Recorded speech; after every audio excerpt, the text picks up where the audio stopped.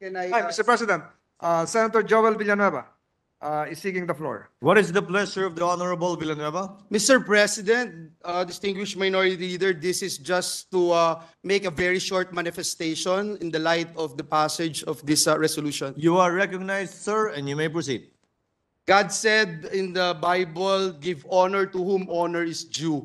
And let me take this opportunity to honor and acknowledge the gesture of love and respect of this august chamber headed by our leader of the Senate, Senate President Chis Escudero, who principally sponsored the resolution together with the co-authors of this measure, Senators Binay, Ejercito, Gatchalian, Legarda, Subiri, Pia Cayetano, Grace Po, Bato de la Rosa, Bong Revilla, Christopher Lawrence Bongo, Robin Hood Padilla, Amy Marcos, Senate President Pro Temp Jinggoy Estrada, Senator Alan Cayetano, Majority Leader Francis Tolentino.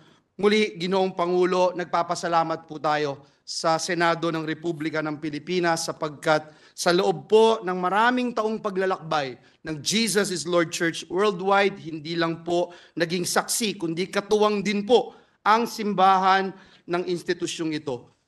Ginoong Pangulo, marami pong pagkakataon na nakasama ng JIL ang Senado sa iba't ibang mga aktibidad, maging sa mga international chapters natin sa United States of America, Europe, Oceania at Asia. Dahil sa ngayon po, may 72 countries na po outside the Philippines ang chapters and branches and chapters of JIL Church Worldwide. Higit po sa lahat, Ginoong Pangulo, at napakalaking biyaya po ito para sa buong JIL Church Worldwide, nasa pag-ukit po ng panukalang batas, ng mga panukalang batas na nakakaapekto sa buhay ng bawat mamamayang Pilipino. Lagi pong pinakikinggan ng Senado, lagi pong pinakikinggan ang saloobin at posisyon ng JIL Church. Mr. President, true change in our nation starts with God, guided by biblical principles and the character of Christ. As our founder and spiritual director, at itago na lamang po natin sa pangalan Brother Eddie, yung kanyang pangalan, often reminds us, moral leadership is the key to good governance. And good governance leads to prosperity for everyone.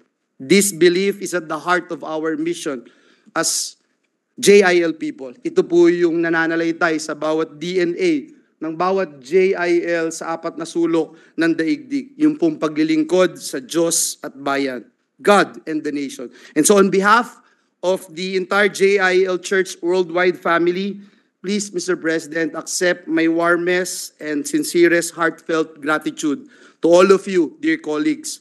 Today is a special chapter of our JIL love story. Nandito po sa ating kalagitnaan ang JIL Executive Management Board. Nandito rin po ang mga kapastoran mula po sa Pangasinan, Tarlac, buong Central Luzon. Hindi ko na isa-isay ng bawat probinsya at town, pastors na naririto. Buong NCR region, ang buong Calabarzon ay naririto po to witness this historic momentous event, momentous moment, and to give thanks for the incredible gifts we have received today. As it says in 2 Corinthians chapter 9 verse 15, thanks be to God for His indescribable gift. Maraming salamat, Ginoong Pangulo, at pagpalain tayong lahat ng ating Panginoong Diyos.